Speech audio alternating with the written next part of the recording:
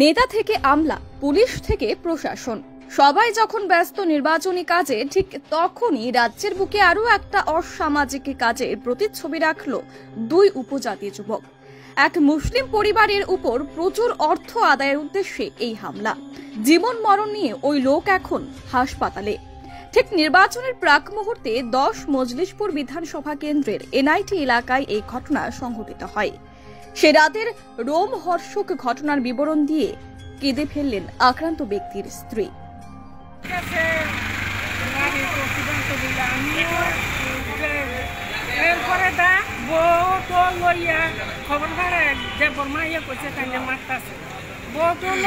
সবাই গেছি, এরপরে বউরা দিছে বাড়ি, আমার দিছে বাড়ি, তাইনের মাইরা ফালাই রাখছে নিচে। তখন আমি চিল্লা ফাল্লা করতেছি, কান্দাগাড়ি করতেছি। তখন আমার কইতেছে এই আরো দিমু তারে অক্ষণ মারালাম। আমি কই মাইরে তো তার মাইরে কিতা করবি, মাইরে কিতা করবি দেখবি নি।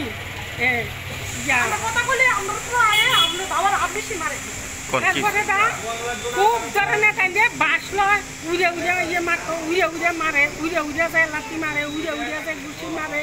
এরপরে ফাউল দিছে বাড়ি, এরপরে হাতে দিছে বাড়ি, গালে দিছে 2-3 ছক। তাই পড়ে গেছে গা, রোজা রয়েছে তো তাই ঘুরিয়া পড়ে গেছে গা, পড়ে গেছে গা। এরপর একজনে যে তুলছে আর হের লোক খুব লাগিয়ে গেছে গা, হে তুললো কিরে। এরপরে কি দেখো তারা বাড়ি ছাড়তো, বাড়িঘর খালি করতো, তারা বাড়িঘরে আইয়া দিত, তারা আমরা থাকতাম দিত না। খুব ধরনের এরপরে দেখো কি দেখো সুরের মতন বাইরে কেউ যেমন না জানে, কেউ যেমন না শুনে। আপনার স্বামীর কোন কোন জায়গাতে আঘাত করছে তারা আঘাত করছে এদিকে ক্যামেরা দিয়ে। হ্যাঁ, এখন আপনার স্বামী কেমন আছে? কেমন আছে আমি কইতারি না, তাই না অসুস্থ হয়ে জায়গা। যারা মারছে ওদের নাম কি জানেন? জানি। কি নাম ওদের? একটা দেববর্মা আর একটা রাজীব দেববর্মা। এখন আপনার স্বামী কি জীবিত এডমিট?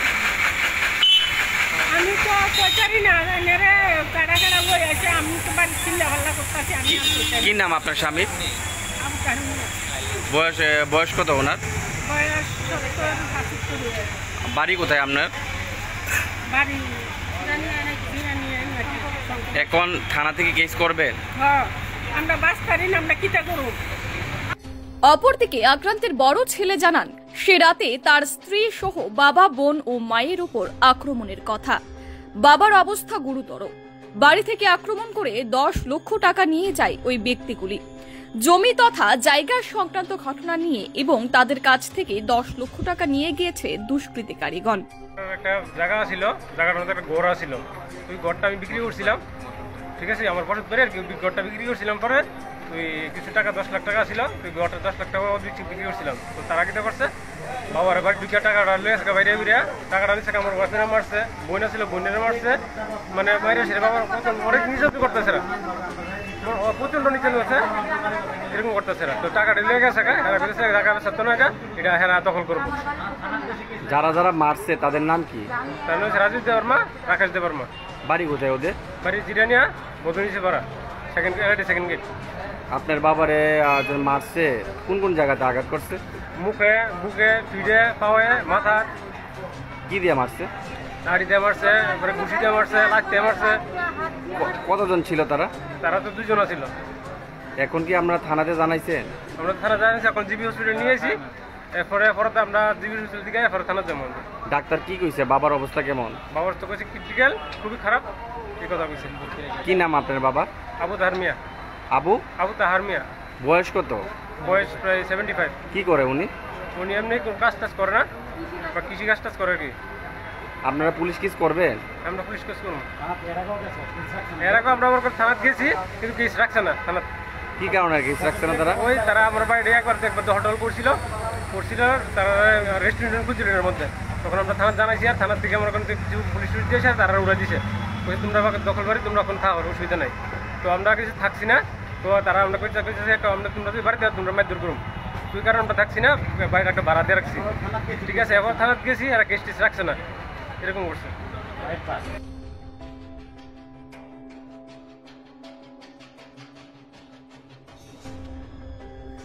আগরতলা জিবি হাসপাতালে পরিবার পরিজনরা বিস্তারিতভাবে জানিয়েছেন। বিশেষ করে আক্রান্ত ব্যক্তির পুত্রবধূ জানান, বাড়িতে রাতে একা থাকা এখন নিরাপদ নয়। তিনি প্রশাসনের সহযোগিতা চেয়েছেন নিজের এবং সন্তান সহ পরিবারের নিরাপত্তায়। তারা মানে কদিন পর টাকা চাইয়া করে আমরা তার লেগে কেউ বাড়ির ভিতরে থাকতে পারে না। মানে পুরুষ লোক আমরা ভাসুর টাসুর দেওয়ার আমরা হাজব্যান্ড কেউ বাড়িতে থাকতে পারে না।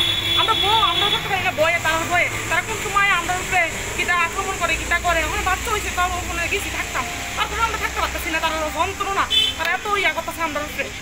তারপরে তারপর আমার শ্বশুর এটা আমরা ধরে রাখতে পারি না, তারা নিয়ে সেটা মানে লাগবো আমার শ্বশুরের এমন অবস্থা। তারা কতজন ছিল?